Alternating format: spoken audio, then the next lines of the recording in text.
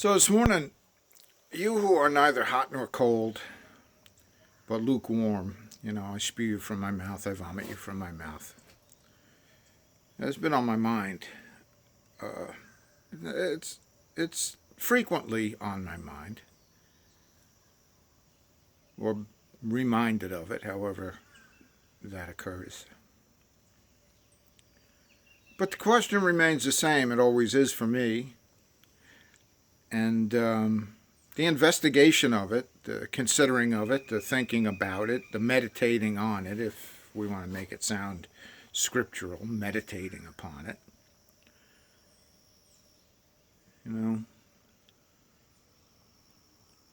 You decide whether for me it's fruitless or not. For me, I don't find it so, but in your judgments, God knows. See, I get to that place where, okay, I understand. You don't like what's lukewarm, wishy-washy. Got that.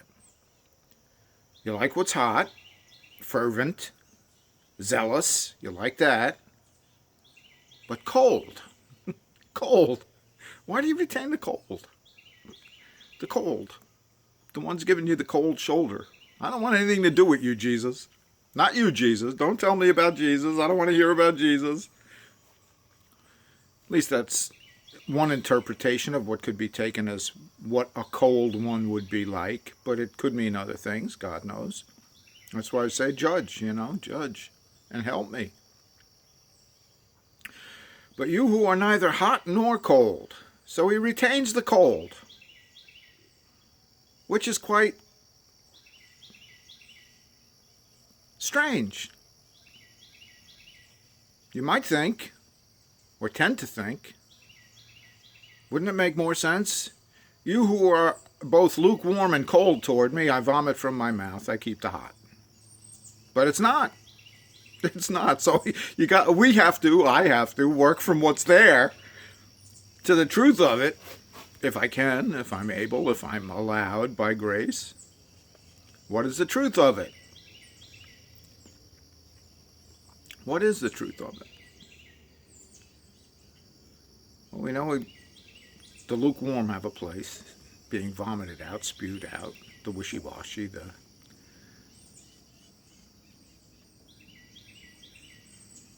whatever. And of course, to us, that's always someone else. That's never us. The lukewarm. The lukewarm are always somebody else. Praise God. God knows. Oh, help me, Lord. Oh, what a wonderful thing grace is, huh? But,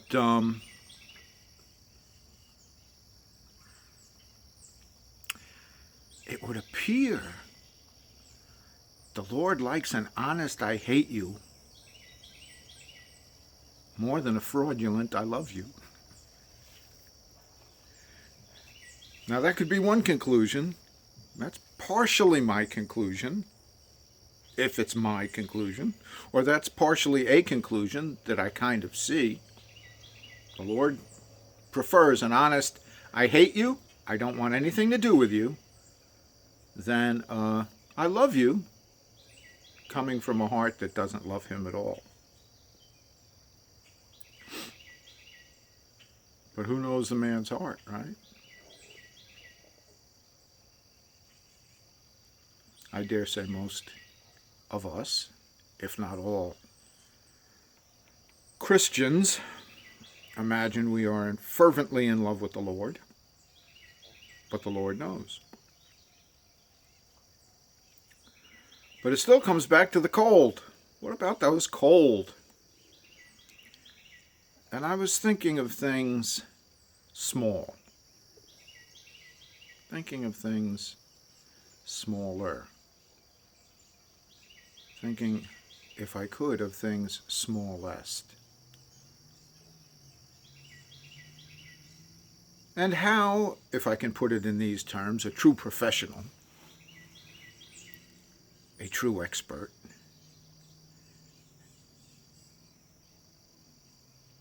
can make the biggest change with the smallest thing, or can have the most effect with the smallest thing.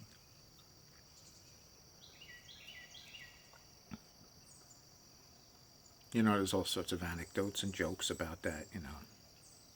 The guy's got this gajillion-dollar engine that won't run, and he comes and he gets this expert to take a look at it, and the expert pulls out a little hammer and he taps it in one place, and all of a sudden the engine starts going, and he submits a bill to the guy for $10,000, and the guy says, it took you 2 seconds to do it. How can this be $10,000?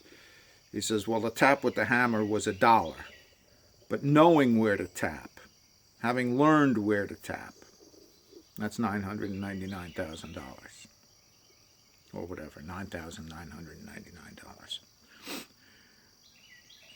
So God is perfect, the real expert, changing through the smallest thing, And we learn about small things, don't we? How small things make a difference. At least I believe I'm learning that. Are you learning that? Small things really make a difference. Even to the point in the scripture where it says, despise not the day of small beginnings. What does that mean? But how small can make all the difference there is. 1 second a man is alive, and then some fraction of that second he's not. Very small change in time, very big change in the state. You ever fallen off the back of your truck? I have. Some fraction of a millimeter of balance, some fraction of a millimeter of center of gravity is all of a sudden tilted the wrong way. That's all it takes. And Jesus, willing to become the smallest, made the smallest, the humblest, the least. And all the difference he makes. I think of some of the discussions that have gone on certain boards, well, men and monkeys, they share like 97 or 98% of DNA. And therefore, blah, blah, blah, blah, blah. And, some others argue how, unique man is, and therefore, and then the counter argument is, well, man is not that unique. Yeah, but the fraction of a difference is a difference. It doesn't matter how small the difference is. One thing is not another once it's different.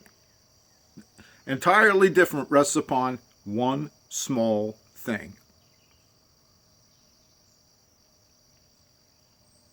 Entirely different rests upon even the smallest of things, even one small thing.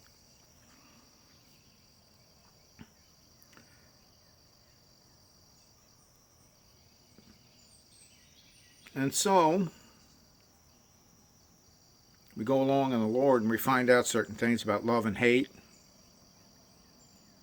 We find out sometimes, it's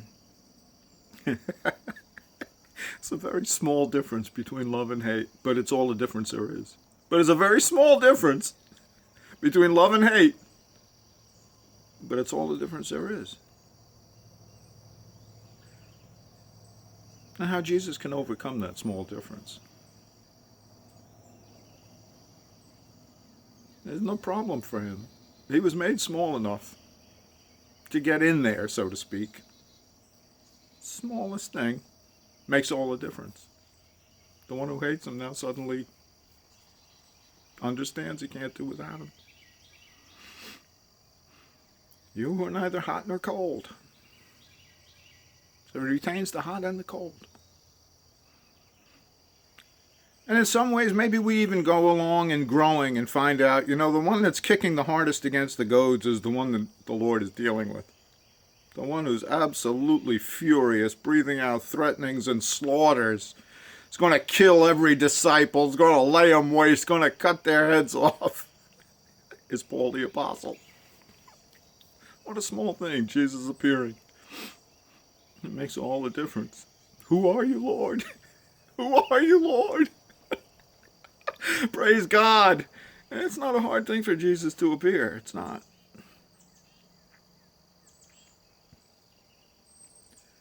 Yeah. And some would be loved or enter that place because I see it in Jesus Christ of the unconditional. They don't want a conditional relationship with God, though they may have settled for it in the past. It doesn't do anymore. No conditions. No conditions. They see that in Jesus. Devotion to his Father through all condition, making it unconditional, regardless of his condition.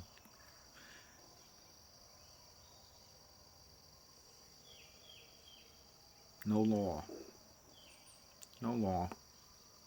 No exchange, no quid pro quo. If you do this, I'll do that. But we come through that. We come through that. We come through that understanding of, okay, I'm being directed this way, and I have to, so to speak. I have to love all my brothers. I have to be kind.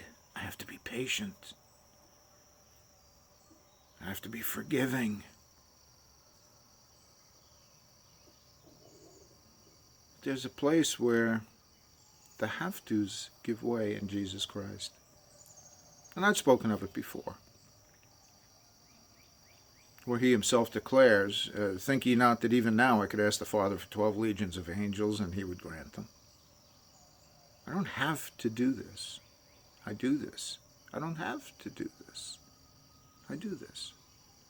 And such that I don't have to, that even the Father would provide what I ask for. But prior to that, we may see it as all Jesus under obligation. He's got to go to the cross. He's got to do this thing. He's got to. But he says, but he does go to the cross. So how to find that place where a thing needing to be done is done, but not because you have to. And some of you brothers are quite on the hunt and finding and believing for that place. Unconditional. It's not a matter of I do this, then you do that, or I love you enough, if I obey enough, if I whatever, then you whatever. Unconditional. And I thank God for it, because you've blessed me, you've encouraged me, you've strengthened me, you've comforted me in all of my conditionality and all of my quid pro quo and all of my thinking that, well, in order for this to be, I have to be, or whatever. So I commend you, brothers, and I pray you keep going relentlessly, and that I'll see my prayers fulfilled, but it's not because of my prayers. It's because of his grace to show me. So keep up the works that he calls good, that you were prepared for, to discover. Not your own works, not the things you do, the things you discover. Just as Jesus said, the Father will show me greater works than these. Walking in faith, finding what's there, seeing the Father doing it and doing it with him. So bless you. Bless you.